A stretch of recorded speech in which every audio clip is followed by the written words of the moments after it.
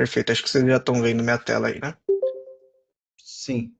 Perfeito. Bom, vamos lá, pessoal. A gente vai falar um pouco do Vault mais em frente, mas a ideia é a gente interagir as soluções Vim, principalmente com essa questão das melhores práticas que o NIST traz, né, para o mercado como um todo, né? Então, o NIST ele não é somente voltado à solução de proteção de dados, né? A gente vai falar isso um pouco mais para frente, mas a ideia é trazer essa questão de melhores práticas aqui para dentro da solução e falar do armazenamento Vim, né, que é o Vault, a gente vai comentar aí ao longo da apresentação, tá bom?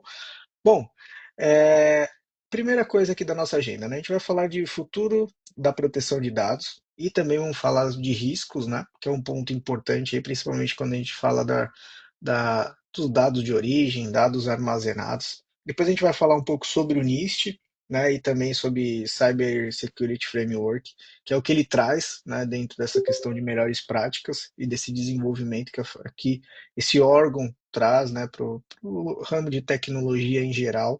Vamos falar também do alinhamento da Vim com o NIST, né? Então, da onde e como tiramos, né, essas questões de melhores práticas, né? Na hora que a gente vai compor um componente, criar um hardware imutável, Vim, né? Todas as questões de segurança e comunicações das nossas soluções e também na questão da recuperabilidade. Depois a gente vai falar também de um questionário que a Vim tem, isso aqui é muito legal, que ajuda vocês a terem uma ideia de como que está o ambiente de proteção de dados de vocês.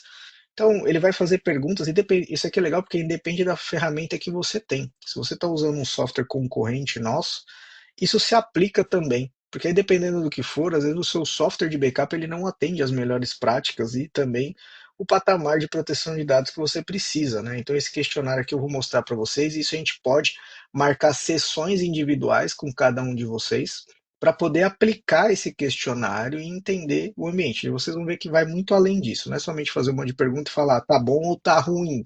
Não é isso, tá, pessoal? O negócio tem um desenvolvimento em cima desse questionário para poder chegar num patamar ótimo aí, perfeito do ambiente de proteção de dados de vocês, tá? E a gente vai falar aqui no finalzinho dos resultados esperados. Bom, futuro da proteção de dados, né? Então, assim, a gente entende que os dados eles estão cada vez mais separados dentro dos ambientes, né? Então, a gente tem ambientes on-premise, ambientes em nuvem, mudando agora para cenário de object storage, né? Então, eu tive até clientes utilizando armazenamento de objeto como file server.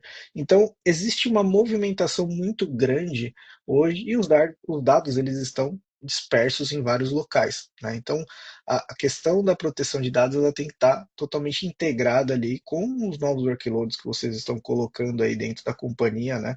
Tudo que vocês estão armazenando e também informações importantes que estão aí dentro, né? Então, isso tem que ser trabalhado de uma forma diferente, né?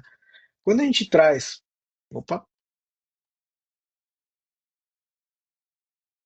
então ele fala, né, os dados são vitais para o negócio e estão sempre em ameaça, né? A gente vai trazer alguns números aqui mais para frente, mas o ponto que vocês têm que levar em consideração é que a qualquer momento pode haver um ataque dentro da companhia, né? E isso pode acontecer a qualquer momento e vai acontecer em um determinado momento, né? Não é quando, mas quando é o momento? E será que eu estou preparado para isso?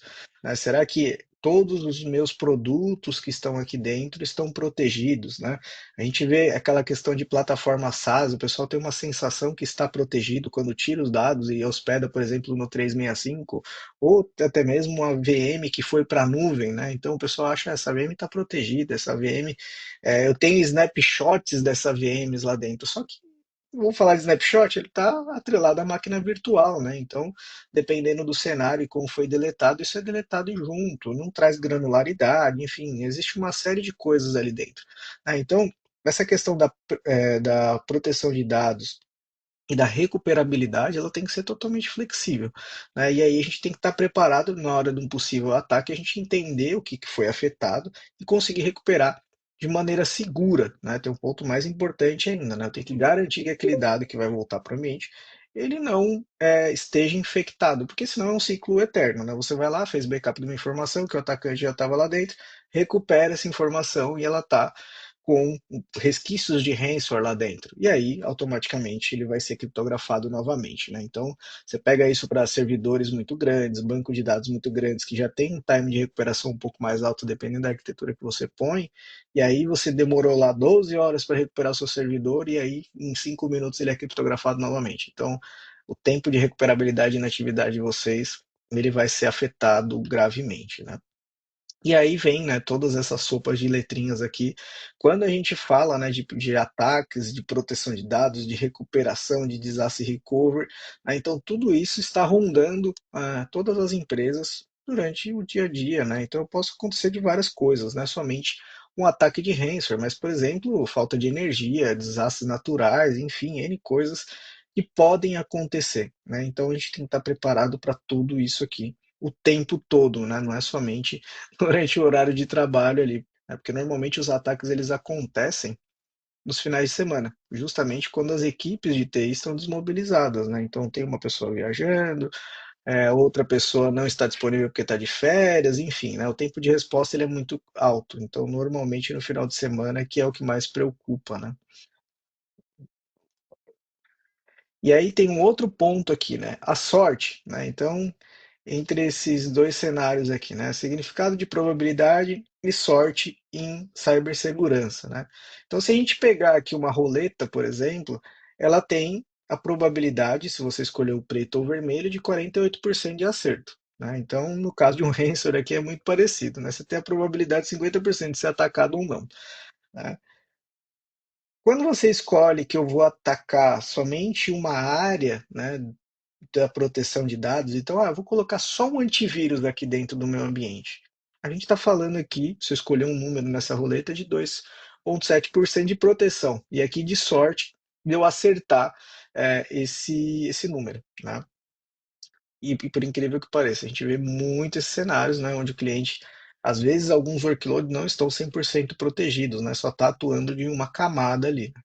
E aí vem outros pontos aqui que podem acontecer também, né, dentro desses pontos únicos. Então, eu criei só um disaster recover, né, então eu estou protegido se o meu ambiente encher de água ou cair um raio aqui no meu data center. Mas e os demais pontos, né, o que, é que a gente traz aqui dentro? Fora que o tempo todo a gente está sendo atacado de alguma forma, né? Então, se você pegar o log de um firewall, é o tempo todo. Você tem possibilidade de acesso ali dentro da sua estrutura, né? Então, a gente não tem que agir, na verdade, com a sorte, né? A gente tem que estar todo dia prevenido, porque a gente repara que ainda hoje tem clientes que são atacados com aquele ransomware de compartilhamento, que ele acessa via share no Windows. Esse ransomware ele tem mais ou menos uns 10 anos de vida. E por incrível que pareça, ainda existe companhia sendo atacada por isso. Claro que é mais fácil de recuperar, porque até tem já no mercado ferramentas que fazem essa descriptografia desses ransomwares mais antigos, mas existe o downtime, né? Existe até a perda de dados, porque dependendo do dado que foi criptografado, na hora que você descriptografa, ele não volta íntegro, principalmente em banco de dados, né? Então, você vai ter que ter uma recuperabilidade de algum ponto ali mesmo que você consiga recuperar grande parte do ambiente, né? E aí vem, né, todas essas questões de riscos, né? Então, o potencial de perda é algo em valor, né, como os dados, principalmente a reputação. Então, não é somente perda de dados, mas também se você trabalha com dados de clientes, né, dentro da sua companhia, a reputação da empresa ela está em risco, né? Então, imagina ficar 30 dias, 20 dias indisponível. Imagina você pega um grande banco, por exemplo, que tem lá milhões, bilhões de, né, tanto de dados dentro da empresa quanto de dinheiros ali dentro, e você falar que o seu cliente vai ficar, sei lá, 30 dias sem acessar a conta bancária dele, porque ele não consegue recuperar aquelas informações para saber qual era o saldo dele e te disponibilizar aquele dinheiro, né? Então, o risco ele é iminente, né? Então, o tempo todo os atacantes estão buscando dados, né? Não somente criptografar o seu ambiente, mas em si as informações que estão ali dentro são mais valiosas do que simplesmente gerar uma criptografia dessas informações e pedir o resgate, né? Então, a gente pode calcular esse risco e, na verdade, dependendo do risco que a gente calcula, ele pode ser incerto. Então, às vezes eu acho que eu estou fazendo da melhor forma, porém, às vezes aquela melhor forma ela é incerta, né? Então posso ter vulnerabilidades ali. A gente vê, por exemplo, um exemplo muito simples: cliente utilizando repositório de backup em cima de Windows. É um risco totalmente incerto que você está tendo ali, porque você não tem nenhuma proteção em cima daquele armazenamento. Ah, mas é uma máquina que está só fora do domínio, que tem um usuário administrator que só eu tenho a senha. É legal, mas não tem nenhuma segurança em cima de portas, não tem nenhuma segurança de vulnerabilidade de patch de Windows, enfim. Tem várias coisas ali que fogem somente do usuário e senha ou a máquina está fora, do domínio, por exemplo, né? Bom, todo ano a Vim faz um levantamento, né, com os principais clientes. Para vocês terem uma ideia, a Vim está dentro vamos falar, 80% das empresas da Fortune 500. Né? Então a gente aproveita essa base que a gente tem para poder fazer pesquisas todos os anos. E se a gente reparar aqui, ó, 75% das empresas foram atacadas no último ano e 49 foram atacados muitas vezes, né? Então, dentro desse cenário aqui, ó, uma vez e aqui várias vezes, né? Porque é o que o atacante sempre busca, né? Ele fica fazendo ataques diretos ali até a hora que ele acessa aquelas informações. E aí vem aquilo que eu acabei de falar: 96% tiveram o repositório de backup como alvo. Por quê? Porque se eu deleto os meus backups, eu não tenho como recuperar as informações. E aí você olha diversos tipos de repositórios de backups totalmente vulneráveis. Cliente utilizando o repositório de backup em cima de NAS, que aí eles disponibiliza, né, um compartilhamento de rede para poder gravar esses backups. E a maioria dos ataques busca esses shares aí para poder fazer uma destruição. Né? 76% dos casos afetaram os backups e repositórios ali, justamente porque não tinha um hardware habilitado, não tinha as melhores práticas ali para poder fazer o bloqueio dessas informações, não tinham os backups copiados para outros lugares, ou, por exemplo, utilizando a nuvem da Vim com o Vault, que a gente vai falar um pouco mais para frente, mas ter alternativas de recuperação. Ah, Henrique, mas é errado usar um repositório Windows? Dependendo do cenário, não. Por quê? Porque você tem aquela alternativa, mas você tem que aplicar a regra de cópia para você poder ter alternativas de recuperação e ter alternativas mais seguras do que aquele repositório primário que você tem. Né? Então, eu tenho possibilidades, o produto permite você fazer isso. Né? Então, por que que eu não faço? Então a gente tem que ficar muito atento em relação ao armazenamento de backup, porque dependendo da forma que você grava essas informações, você simplesmente só está se preocupando na perda de dados por falha operacional. Né? Então, se eu tenho um repositório Windows, aí entra naquela questão de escolher um número, né? Se eu escolho um repositório Windows, eu sei que eu estou vulnerável, porém eu tenho meu backup. Se alguém fizer alguma coisa errada no banco de dados, eu consigo recuperar. Se deu crash no Windows, eu vou lá e recupero o backup. Agora, se eu fui atacado por ransomware, consequentemente, o meu repositório de backup ele vai ser atacado também. Né? Então, a gente tem que fazer essa mitigação. E aí, quando a gente fala de NIST, né, trazer essas melhores práticas que esse órgão busca e aplica, né, para vocês poderem ter um ambiente de proteção de dados, um ambiente de vocês produtivo totalmente seguros, né? Então, agora, né, estamos prontos para o futuro ou estamos apostando na sorte com a segurança de dados? Se a gente olhar e fizer esse relatório do NIST, a maioria dos clientes hoje estão apostando em grande parte dos seus workloads nessa sorte e não na segurança das informações, né? Então, por isso que a gente fala bastante desse relatório do framework do NIST, porque às vezes é uma coisa simples que pode ser aplicada, que na verdade é uma coisa configurável, que não vai gerar custos para o cliente, mas ele não aplicou. Ele não foi lá e não segregou o domínio de backup. Isso é gratuito. Você já tem o Windows lá no seu ambiente. Por que você não cria dois domínios separados para o seu repositório de backup?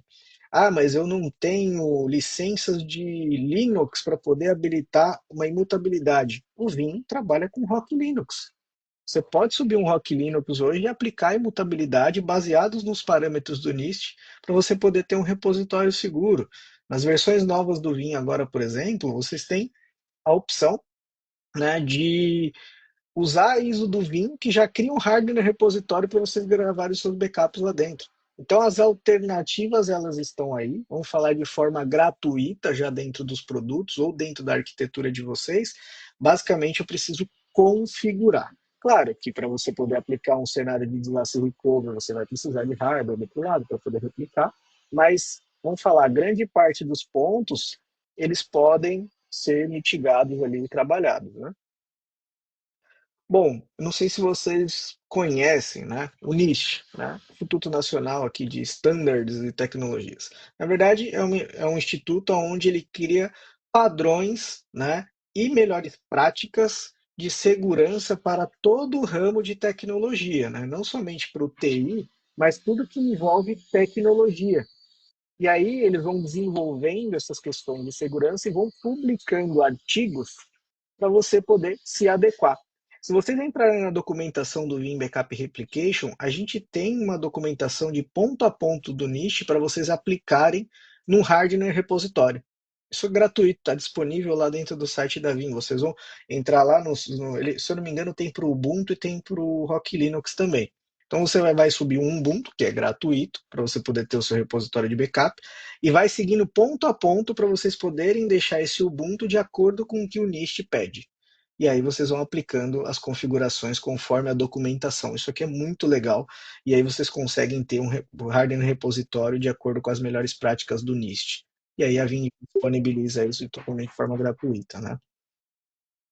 E aí, quando a gente traz para esse cenário de framework, né, para poder identificar os processos e o que, que a gente precisa atuar, né, junto com o NIST, então o NIST ele sempre trabalha, né, no processo, pessoas e tecnologia. Né? Então a gente tem que atuar nessas três camadas quando a gente está falando de melhores práticas no ambiente, porque não adianta eu, por exemplo, colocar a melhor prática na tecnologia, só que eu não treino as pessoas e não crio processos para as pessoas poderem atuar dentro da companhia.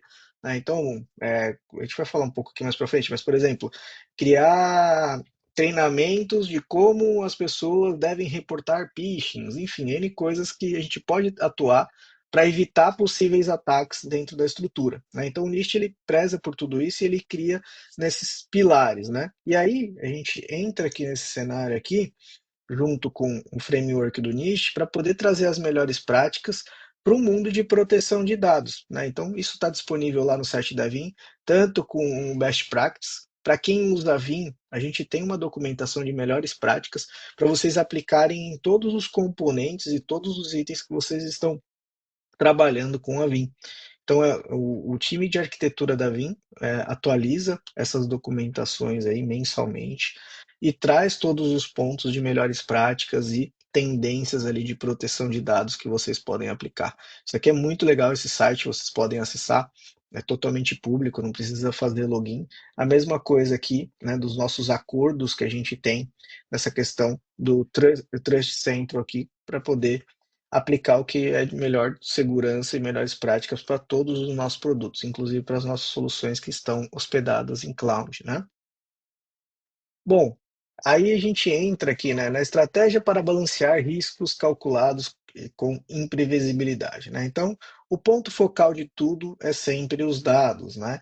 E aí vem, né, os pontos críticos que a gente tem que avaliar, que estão disponíveis ali naquela infraestrutura, os dados distribuídos, né? Então, além de pontos críticos, a gente tem que avaliar onde está essa informação, o crescimento desses dados, né? Então, como que esse ambiente está crescendo, de que forma, se é uma forma linear ou não, se são dados que eu consigo controlar essas informações.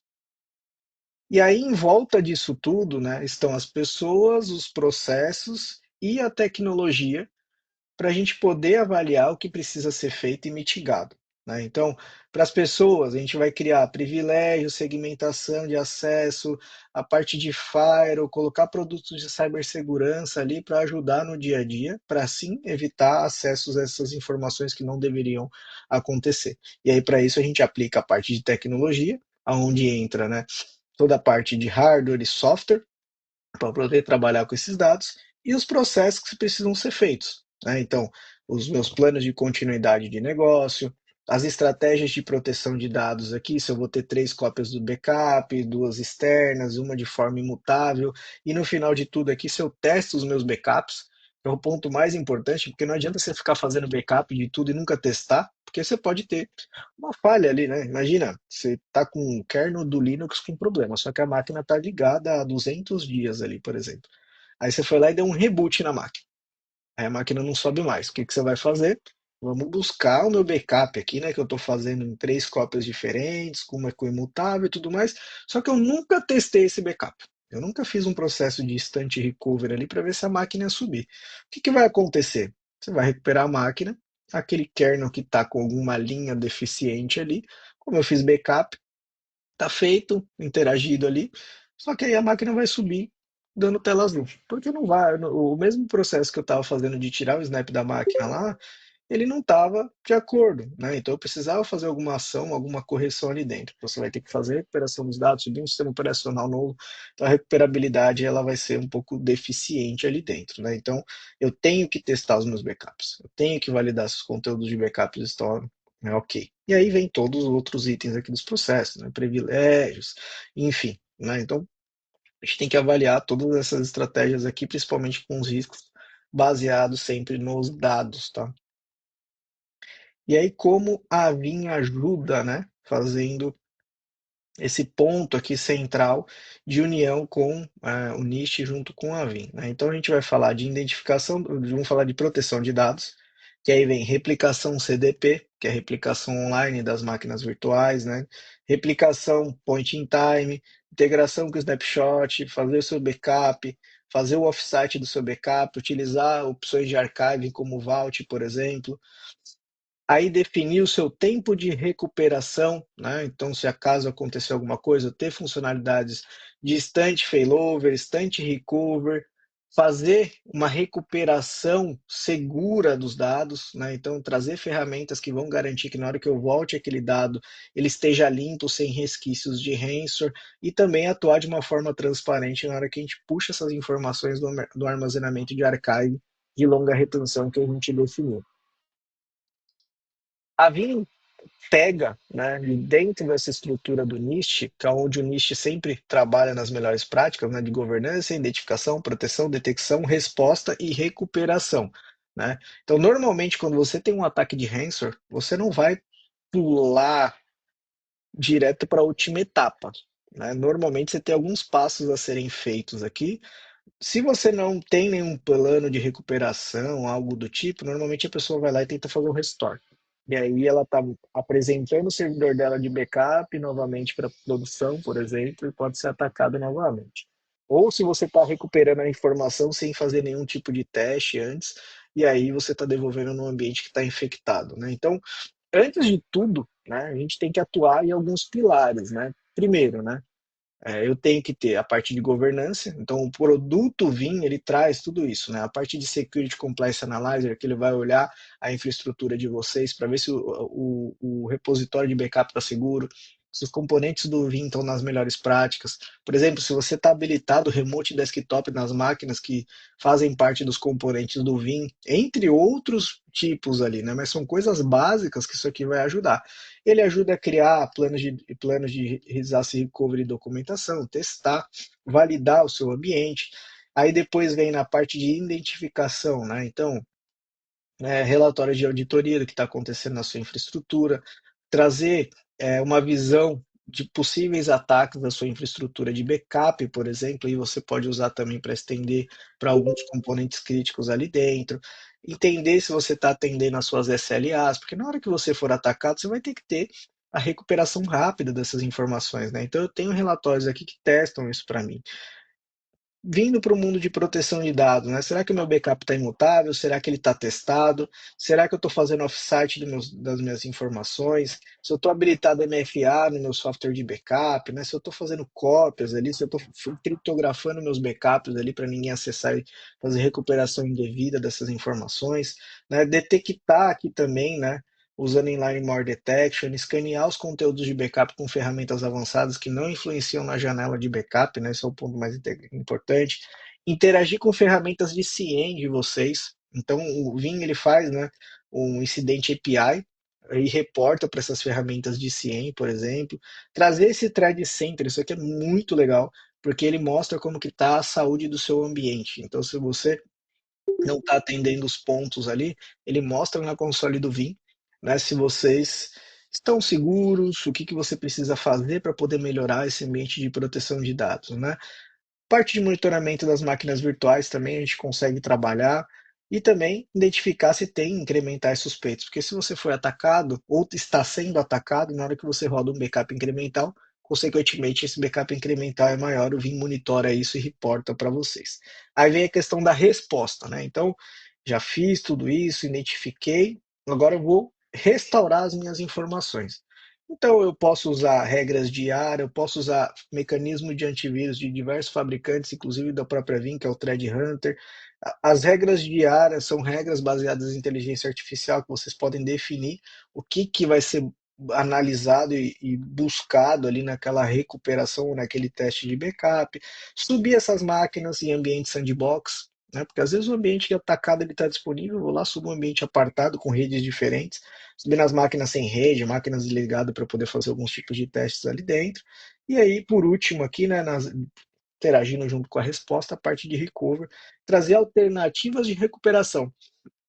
Então, eu tenho um ambiente VMware, ele foi atacado. Ah, Henrique, eu não vou instalar outro VMware aqui porque eu não tenho licenças. Legal, sobe o Proxmox lá e faz uma recuperação para dentro do Proxmox. O Vim faz cross-plataforma, né? Se você pegar um ambiente de Nutanix, um ambiente VMware, um ambiente Hyper-V, OLVM, enfim, a nossa matriz de cross-plataforma ela é gigante. Então existe a possibilidade de você ter um ambiente ali para você poder fazer um recover quando você precisar recuperar o ambiente que ele chama de clean room, né? Você consegue recuperar no ambiente limpo que não tem acesso ali ao ambiente produtivo de vocês que foi atacado. Fora os outros itens aqui, né, de granularidade, backup de NAS, enfim, a gente consegue trazer vários itens aqui importantes, né? E aí, para cada um, né, desses pilares que a gente falou lá no começo, a Vim ajuda a trabalhar com cada opção aqui dentro, né? Então, de governança, testes, e isso ele mostra de cada produto, né? E aí, juntando aqui, se a gente juntar os três, né, o Vim Orchestration, o Vim One e o Vim Backup Replication, isso está dentro do pacote Premium.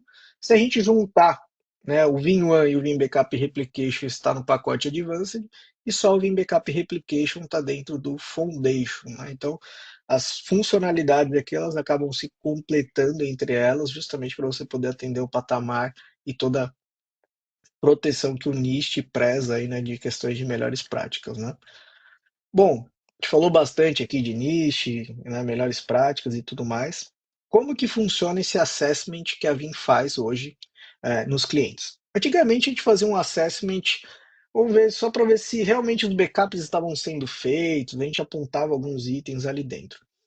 Aqui ele muda um pouco o cenário, esse assessment, porque a gente não vai ficar olhando se você tem 5 proxies de backup e 2 repositórios. A gente vai olhar para ver como que está a proteção de dados em geral no seu ambiente e o que você realiza hoje, né? Qual que é a sua estratégia ali dentro, tá? Então, como que funciona esse assessment? Ó, eles são, basicamente, a gente vai atualizar isso aqui agora, tá? Em processo de atualização, mas hoje são de 28 a 30 perguntas distribuídas nos pilares que a gente viu até agora ali de governança e tudo mais. A ideia é trazer, né, baseado nesse relatório do NIST ali de boas práticas, essas perguntas. Então, não são perguntas, ah, você tem backup, você faz instante recovery. Não, na verdade, é entender como que está o ambiente de proteção de dados de vocês. Cada pilar terá uma pontuação máxima, de acordo com a quantidade de perguntas de cada pilar. Então, vai ser avaliado vários itens a itens, totalmente segregados, para a gente poder trazer uma resposta ali, o que, que vocês precisam fazer para chegar no ponto máximo, né?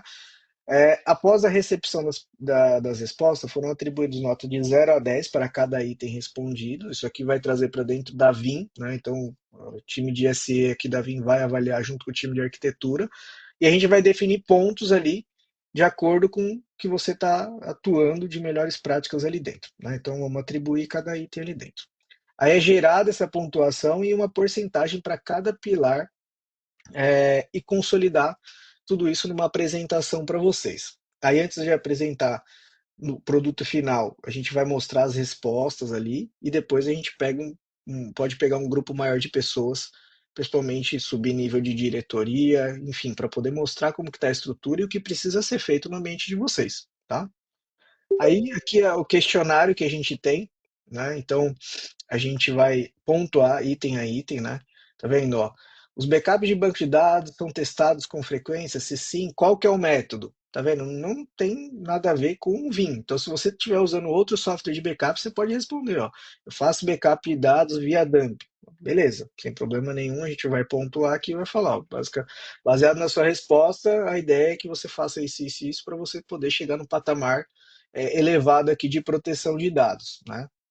Então, cada item aqui tem um tipo de informação. Isso aqui é legal porque realmente ele está relacionado à proteção de dados, mas não está relacionado somente com o software Vim. Às vezes você tem uma licença do Vim que não contempla, às vezes, backup de um NFS, por exemplo, né? Então, estou protegendo ou não, né? E aí, baseado nesses pontos, a gente vai gerar isso aqui para vocês.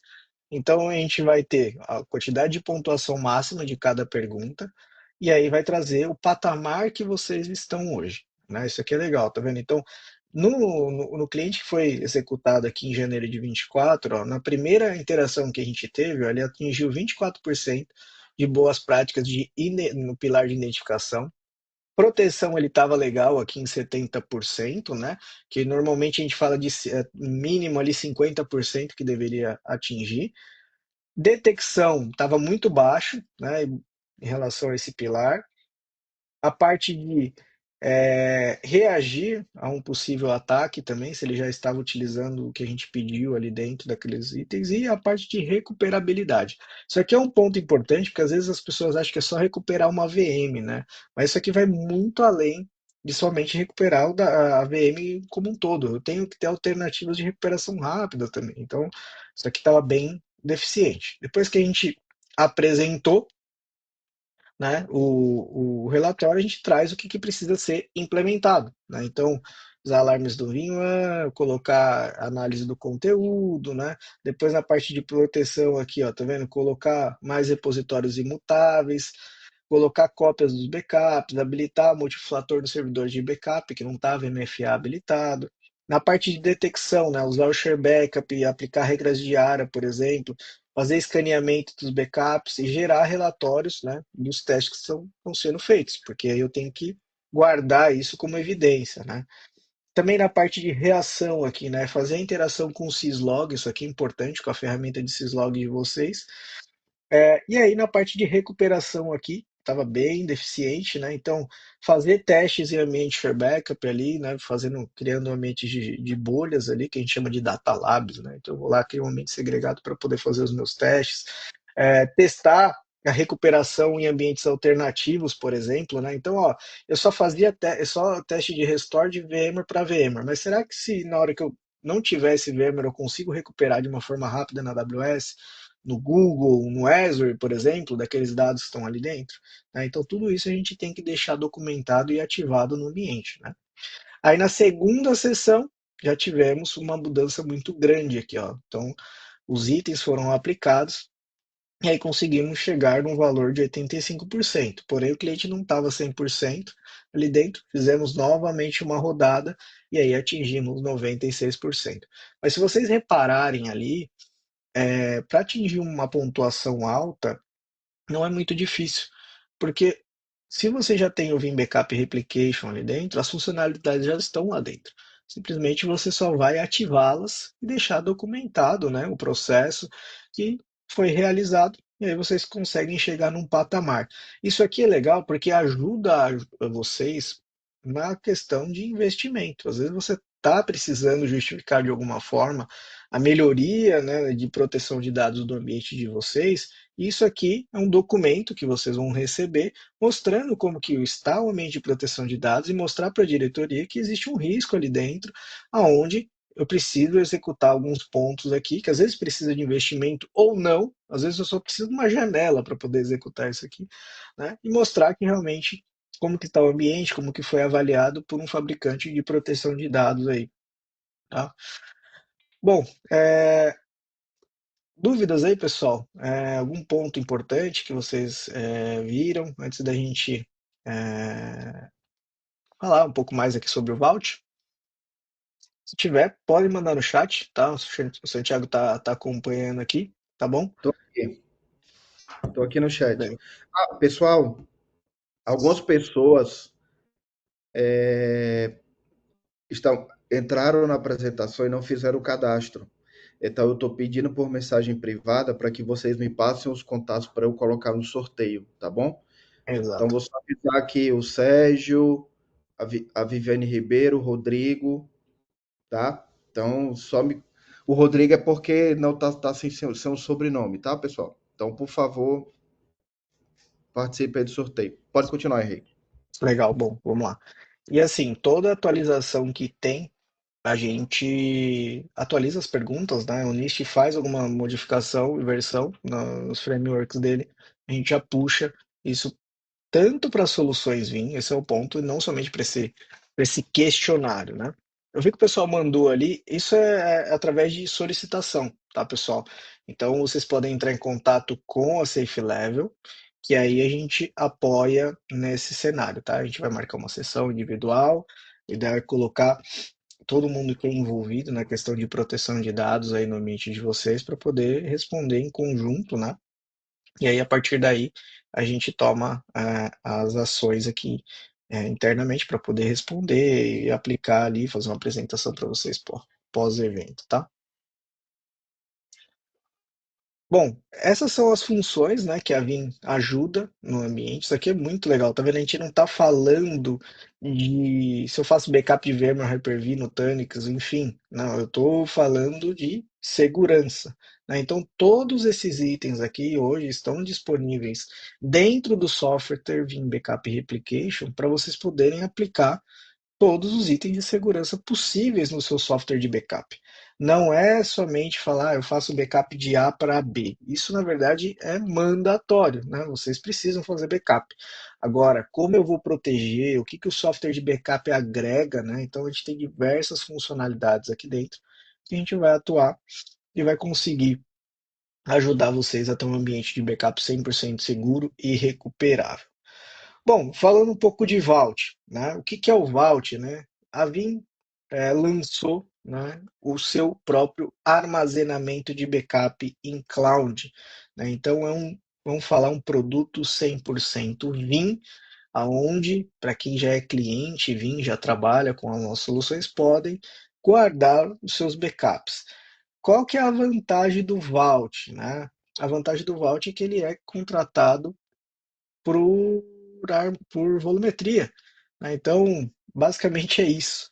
Você não vai se preocupar com get, put, né, que são os custos variáveis no armazenamento de objeto, que normalmente esses custos variáveis é o que dificulta a contratação, né? Então, eu tenho lá um custo, sei lá, de US$ 1.000 de armazenamento, e aí todo mês eu tenho 300, aí no outro tenho 400, no outro tenho 200, de custos variáveis. Isso é ruim para questão de questões orçamentárias, principalmente para cliente de governo. Isso é muito ruim. Então, a Vim lançou isso no mesmo formato de contratação de licença. Então, eu compro 1, 2, 3, 5, 20 terabytes da Vim, legal. E eu já sei quanto que eu vou pagar. É isso durante o ano, durante 3 anos. Vocês definem para quanto tempo vocês querem contratar esse armazenamento. E aí vem um ponto muito importante aqui, né? Que os clientes hoje estão buscando essa questão de armazenamento em nuvem muito mais do que fita, porque entendeu que o custo de fita ele tem, vamos falar de custos escondidos ali dentro, porque o custo operacional da fita ele é muito caro. Mesmo que você falar, Henrique, mas eu pago R$ 300 numa LTO 6, por exemplo. Legal, mas quanto custa para operacionalizar isso? Você ir todo dia trocar fita, você guardar essa fita em algum lugar por longa retenção. Será que essa fita vai estar íntegra quando eu recuperar? Pagar uma empresa para poder retirar essa fita todos os dias. Fora quando o robô não quebra, que você tem que renovar a garantia. Aí chega no final da garantia, você tem que comprar um outro robô que é o LTO 9, que não lê as fitas do 6, aí você tem que manter aquele robô antigo ali dentro. Enfim, é um negócio muito complexo, né? Não é tão simples assim. A fita ela é legal nos primeiros anos de garantia, depois, quando você começa a trocar a tecnologia, é um problema. Ah, mas eu vou migrar as fitas LTO 6 para LTO 9. Legal, boa sorte, porque o tempo de fazer isso ele é muito alto. E aí gera o quê? Custo, porque você vai ter que alocar uma pessoa para poder ficar fazendo migração dessas informações que estão numa LTO6 para uma LTO9, por exemplo, né? Então, no caso da nuvem, não, porque o dado vai estar lá dentro, ele vai permanecer lá dentro, mesmo que mude a tecnologia por trás daquele armazenamento, ele vai estar disponível, ele continua disponível como um armazenamento de objeto dentro da estrutura, né? Então a ideia aqui é sempre trazer essa opção, né, de armazenamento em nuvem como uma primeira alternativa. Claro, se você já tem um equipamento, você pode utilizar, mas a ideia é que esse equipamento, ao longo do tempo, ele acabe caindo em desuso, justamente por essas alternativas de armazenamento que a gente tem, né? A Vim tem uma parceria hoje, né, global com a Microsoft. Hoje a gente já tem alguns petabytes aí armazenados, fora a parte de backup de 365, que a gente já tem mais de, são 25 bilhões de caixas protegidas hoje dentro da nossa solução.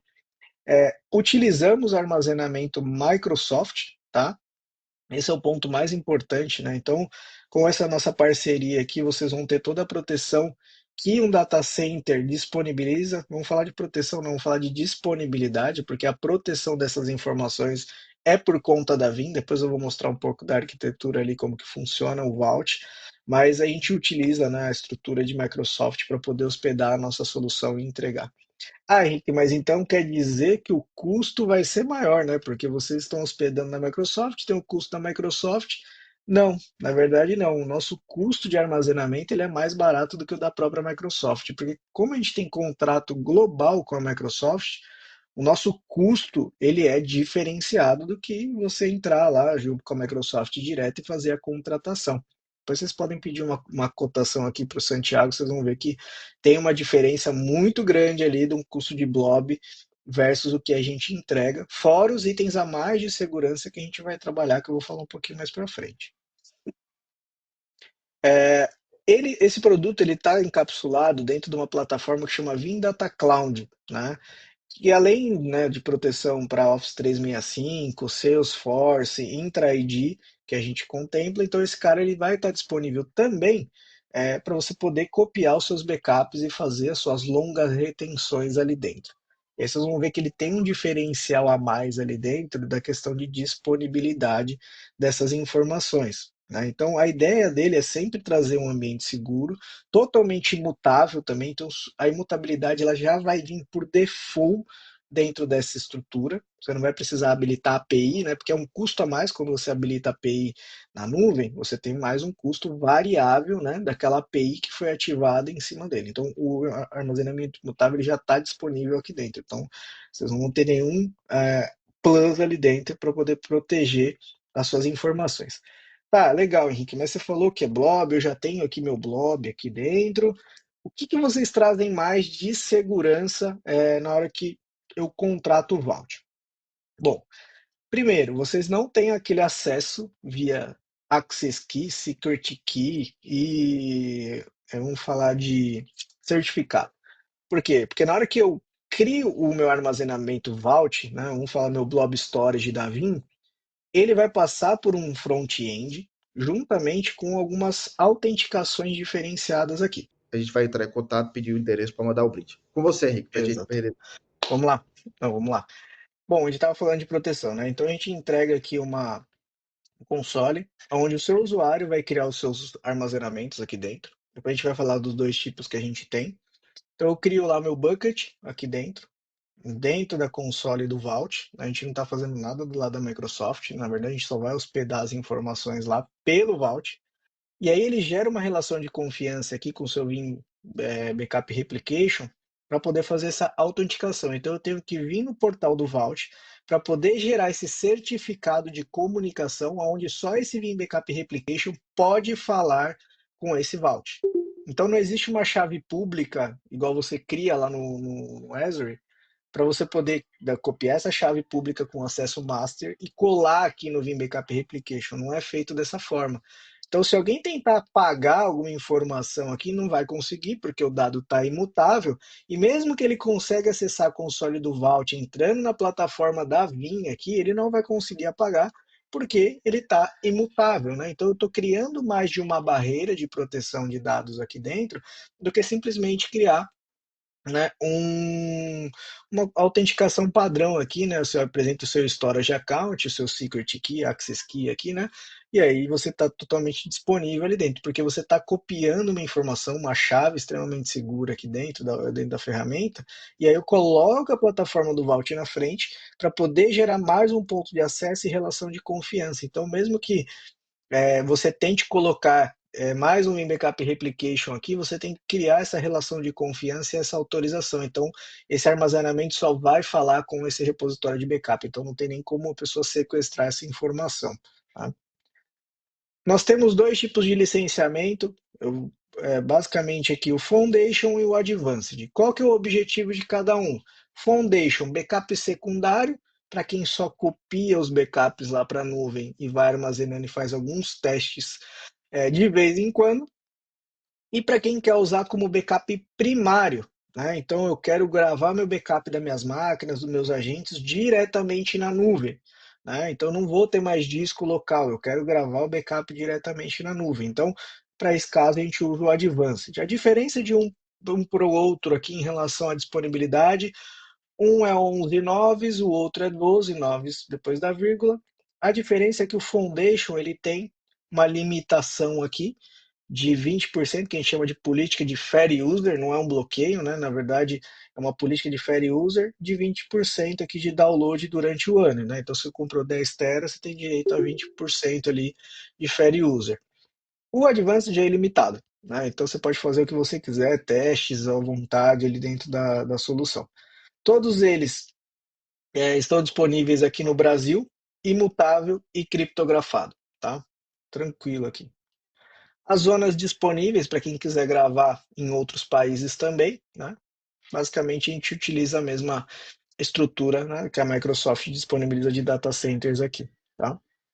Lembrando que ele é copiado em 3 zonas diferentes, né? Então você vai ter o seu dado em 3 zonas Microsoft distintas aqui dentro do Brasil, tá? Então automático ele entra naquela opção de distribuição para 3 cópias ali dentro do Vault. Bom, eu vi que tinha algumas perguntas aí, Santiago. Eu respondi todas, Henrique. Só sobre Legal, a uma informação importante, pessoal, é que caso por questões de compliance você precise armazenar seu backup no Brasil, exato. até por causa de toda essa questão da geopolítica global que nós estamos atravessando, a VIM tem repositório local no Brasil, tá? Apesar de ser um fabricante americano global, mas tem um repositório no Brasil, tá? Na verdade, quando a gente faz a cotação, a gente escolhe se é região core ou não core, tá? Core é Estados Unidos, entre outros países, e alguns da Europa, e não core é Brasil, entre outras regiões, tá bom? Exatamente.